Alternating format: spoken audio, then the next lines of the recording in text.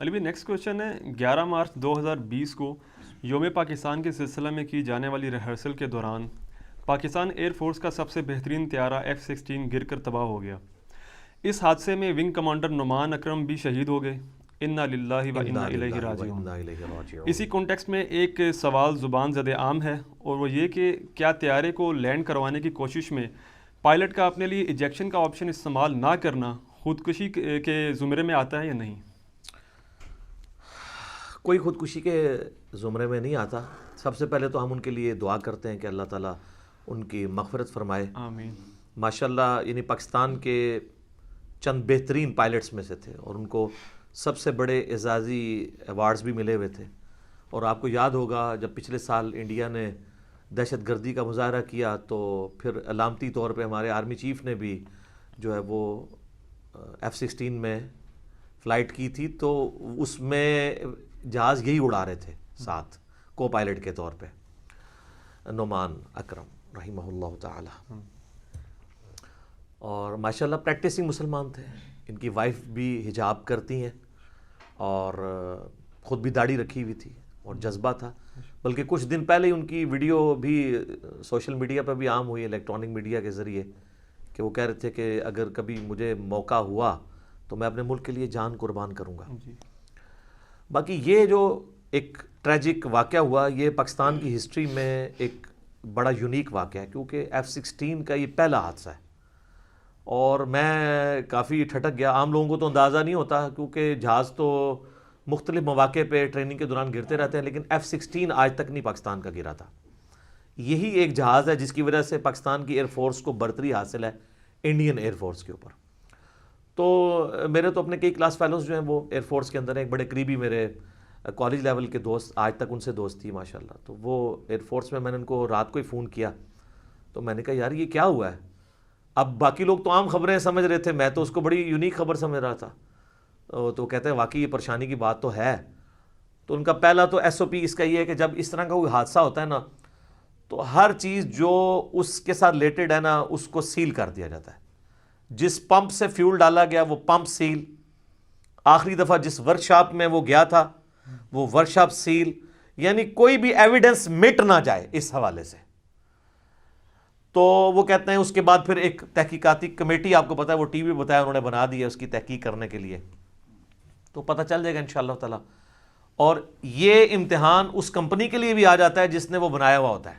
آپ پتہ دنیا میں کہیں بھی بوئنگ کا جہاز گرے یا ایئر بس کا تو وہ سب سے پہلے وہ تکلیف میں آ جاتے ہیں, کیونکہ بڑے مجھ مزاج لوگ ہیں وہ تو کہتے ہیں کہ یار ہمارے لیے تو زندگیاں عزیز ہیں اور پھر ہماری جو ہے ریپیوٹ بھی خراب ہوتی ہے. تو وہ سب سے پہلے وہ آتے ہیں تحقیقات کرنے کے لیے کہ اگر کوئی ایسا ایشو ہے تو ہم ایسے جہازوں کو گراؤنڈ کر دیں. تو فی الوقت تو پاکستان نے F-16 کو بھی گراؤنڈ ہی کر دیا جب تک کہ وہ پتہ نہیں چلتا کہ ایرر کیا ہے. تو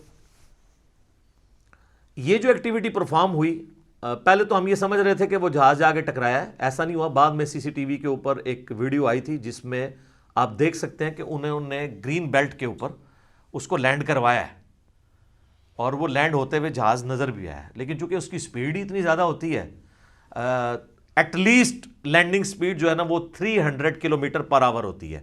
یہی ٹیک آف سپیڈ ہے. جیسے اس کو آپ کراس کرتے ہیں نا تو جہاز اڑ جاتا ہے اور جب اس سے کم کرتے ہیں تو لینڈ کرتا ہے. یہ جو پیسنجر جہاز ہے ان کے لیے تو یہی ہے 300 کلومیٹر پر آور.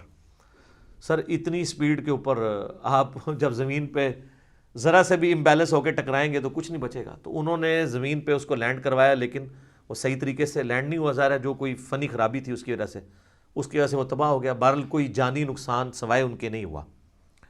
اور اس سے پہلے بھی کئی ایونٹ جو ہیں وہ رپورٹ ہوئے ہیں, اس میں ہمارے پائلٹس کوشش کرتے ہیں کہ آبادی کے اوپر جہاز نہ گرے, تو وہ اپنی جان کی قربانی پیش کر دیتے ہیں کہ ایک بندے کی جان جانے سے درجنوں لوگوں کی جانیں بچ جاتی ہیں جن کے اوپر وہ گرے. لیکن اس کا ایک تلخ پہلو ہے اور وہ یہ ہے اب اتنے بڑے ایونٹ کے بعد ہماری گورنمنٹ کو یہ ڈیسیژن کرنا چاہیے کہ کسی آبادی والی علاقے کے اوپر یہ لوگ ٹریننگ نہ کریں. ایون اگر پریڈ کی ٹریننگ بھی ہونی ہے, یا اب یہ 23 مارچ کی جو کرونا وائرس کی وجہ سے ویسے وہ پریڈ منسوخ ہو گئی ہے, اس کے لیے اگر ریہرسل بھی ہو رہی تھی تو ریہرسل اور پریڈ یہ دونوں ایسی جگہوں پہ ہونی چاہیے جہاں پہ عوام الناس نہ رہتی ہو, تاکہ اگر خدا نخواستہ جہاز گرے تو پائلٹ کی جان بھی بچ جائے. وہ ایجیکشن کر کے نکل جائے گرنے سے پہلے، اور اس کو بیچارے کو یہ بھی ٹینشن نہ ہو کہ یہ جا کے آبادی پہ گرے گا، اتنے لوگ مریں گے، ان کا خون میرے سر پہ نہ ہو۔ ابھی تک تو ہمارے پائلٹ اس لیے بیچارے شہید ہو جاتے ہیں کہ وہ بچاتے بچاتے کوشش کرتے ہیں آخری درجے تک کہ ہم آبادی سے اسے ہٹا کے گرا لیں یا ایسی جگہ پہ لینڈ کرائیں جہاں پہ آبادی نہ ہو، جس میں یہ بھی کامیاب ہو گئے۔ لیکن یہ ایک پائلٹ کی زندگی بھی اس طریقے سے ختم ہونا، یہ بھی پاکستان کے لیے بہت بڑا نقصان ہے۔ پاکستان کا کروڑوں روپیہ ایک پائلٹ کے اوپر لگتا ہے، اور یہ جہاز اربوں روپے کا تھا، کروڑوں کا نہیں، اربوں روپے کا تھا۔ تو چلے جہاز تو گیا، پائلٹ تو کم از کم بچ جاتا۔ تو اس سے ہمیں یہ اب لرن کرنا چاہیے کہ ایسی جگہوں کے اوپر اس طرح کی ایکٹیویٹی پرفارم نہ کی جائے کہ کل کو ہمارے لیے کوئی آزمائش اس حوالے سے بن جائے کہ ہم جہاز سے تو ہاتھ دھوئے یا پائلٹ سے بھی ہاتھ دھو بیٹھے، تو ایسا نہیں ہونا چاہیے۔ باقی یہ سوال کرنا کہ جی وہ خودکشی ہے، ان کو ایجیکشن کر دینی چاہیے تھی، اگر وہ ایجیکشن کر دیتے اور جہاز آ کے آبادی کے اوپر گر جاتا تو انہوں نے کہنا تھا اس نے اپنی جان بچا لی ہے، بندے وچ روڑ چھڑے سے، ٹھیک، آٹا گوندے ہلدی کیوں ہے، کچھ نہ کچھ تو ہو جانا تھا۔ تو اس کا سلوشن یہ ہے کہ آندہ سے آبادی والے علاقوں کے اوپر اس طریقے سے ٹریننگ نہیں ہونی چاہیے، نہ اوریجنل جو ہے وہ ریہرسل ہو، نہ اوریجنل ایکٹیویٹی پرفارم ہو، اس سے ہٹ کے ہو۔ باقی اس ایکٹیویٹی میں اگر کسی کی جان بچاتے ہوئے کوئی شخص یا میدان جنگ میں اس طریقے سے مارا جائے تو وہ شہید ہی شمار ہوگا۔ پہلے تو میں آپ کو انڈائریکٹ کیس بتاتا ہوں۔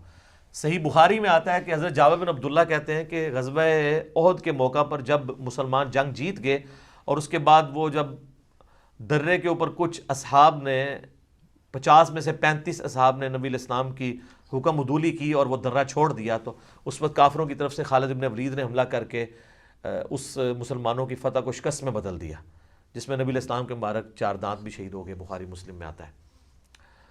تو وہ کہتے ہیں کہ اسی دوران جب پیچھے سے حملہ ہوا نا، تو وہ اس فرینڈلی فائرنگ کے اندر میرے جو والد تھے نا وہ مسلمانوں کے حملے سے شہید ہو گئے۔ اب وہ جابر بن عبداللہ کے والد کو مسلمانوں نے ہی مار دیا کیونکہ وہ بھگدڑ مچی تو پتہ ہی نہ چلا، تو لیکن ان کو بھی شہید شمار کیا گیا اگر مسلمانوں کے ہاتھے بھی کوئی اس طریقے سے فرینڈلی طور پہ مار جائے۔ اس اسپیسیفک کیس میں وہ حدیث جو صحیح مسلم کی بڑی مشہور حدیث ہے، مجھے اس کا نمبر بائی چانس یاد ہے اس لیے کہ وہ مشہور حدیث ہے، وہ قتل مرہب والی بڑی لمبی حدیث ہے جو مولا علی نے خیبر کے موقع پر مرہب کو قتل کیا تھا۔ تو مرہب کے مقابلے پر پہلے ایک اور صحابی بھی آئے تھے، سلمہ ابن اکوع کے چچا تھے عامر، وہ صحیح مسلم میں انٹرنیشنل نمبر ہے اس کا 4678، وہ 678 کنزیکٹیو نمبر ہے اس لیے مجھے یاد ہے 4678۔ تو سلمہ ابن اکوع کہتے ہیں، بڑی لمبی حدیث ہے، اس کے اینڈ پہ آتا ہے کہ وہ مولا علی، پھر جب اینڈ پہ مولا علی آئے اور انہوں نے کہا کہ جب اس نے کہا نا کہ میں مرہب ہوں اور جو جنگی ہتھیار ہیں ان میں لیس ہوں، تو مولا علی نے کہا کہ میری ماں نے میرا نام حیدر رکھا ہے، میں شیر کی طرح حملہ کرتا ہوں، ایک ہی وار میں اسے قتل کر دیا۔ اس سے پہلے آتا ہے سلمہ ابن اکوع کہتے ہیں کہ پہلے سیدنا عامر جو میرے چچا تھے وہ مرہب سے لڑنے کے لیے گئے، اور جب اس لڑائی کے دوران انہوں نے تیزی سے اپنی تلوار نکالی تو ان کی تلوار ان سے سلپ ہوئی اور ان کی اپنی رگ کٹ گئی، اس کی وجہ سے وہ خود ہی اپنے وار سے مارے گئے۔ تو صحابہ کرام نے کہنا شروع کر دیا کہ اس شخص کا تو اپنا عمل ہی ضائع ہو گیا کیونکہ یہ تو خودکشی حرام کی موت مر گیا، نعوذ باللہ۔ حالانکہ انہوں نے خودکشی نہیں کی تھی، لیکن صحابہ کرام اجتہاد کر رہے تھے، مرا تو اپنی تلوار سے ہے نا۔ تو حضرت سلمہ بن اکوع کہتے ہیں میں بڑا دکھی ہوا اور رسول اللہ کو آ کے کہا کہ اس طرح لوگ باتیں کریں، تو آپ نے اسلام فرمایا کہ وہ تو شہادت کی موت مرا ہے، وہ تو اللہ کی جنتوں میں ہے، ٹھیک ہے، اس کا کوئی عمل ضائع نہیں ہوا، اس طرح کی ورڈک نہ دو۔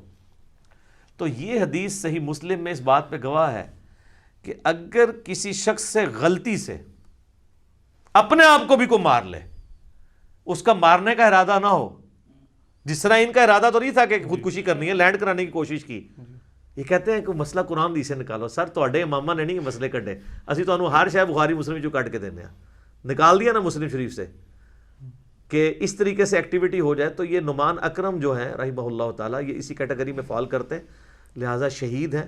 آپ لوگ تو جذباتی طور پہ انہیں شہید کہہ رہے ہیں نا، ہم آپ کو علمی طور پہ کتاب و سنت کی دلیل سے بتا رہے ہیں کہ وہ شہید ہے۔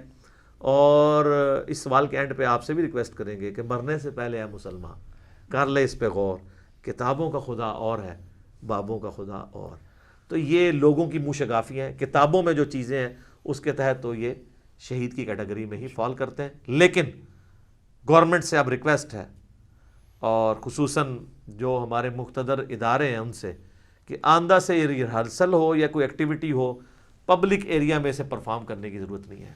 دوسری طرف ہم لوگ یہ کہتے ہیں کہ جی ہمارے رہائشی علاقوں میں پیٹرول پمپ نہیں ہونے چاہیے, فیکٹریاں نہیں ہونی چاہیے, اور یہ انٹرنیشنل رولز ہیں, تو ان چیزوں کو بھی فالو کرنا چاہیے.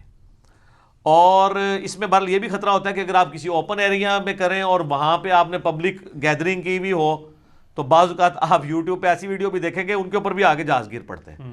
تو اس کا بھی کوئی نہ کوئی بندوبست ایسا ہونا چاہیے, کیونکہ انسانی جان بہت قیمتی ہے, اور اس کی بنیاد پہ ریہرسل ختم نہیں ہونی چاہیے. وہ ریہرسل ضرور رہیں, پریڈز بھی ہوں, لیکن انسانی جان کو بھی بچانا ضروری ہے, کیونکہ سورۃ المائدہ کی آیت نمبر 32 ہے, جس نے ایک انسان کی جان بچائی اس نے پوری انسانیت کو بچایا, اور جس نے ایک جان کو ناحق قتل کر دیا اس نے پوری انسانیت کو قتل کر دیا. تو اس حوالے سے یہ میری انپٹ ہے. باقی انشاءاللہ تعالی جب یہ بات ان لوگوں تک پہنچے گی تو انشاءاللہ اس میں اصلاح کا معاملہ بھی کر لیں. جزاک اللہ.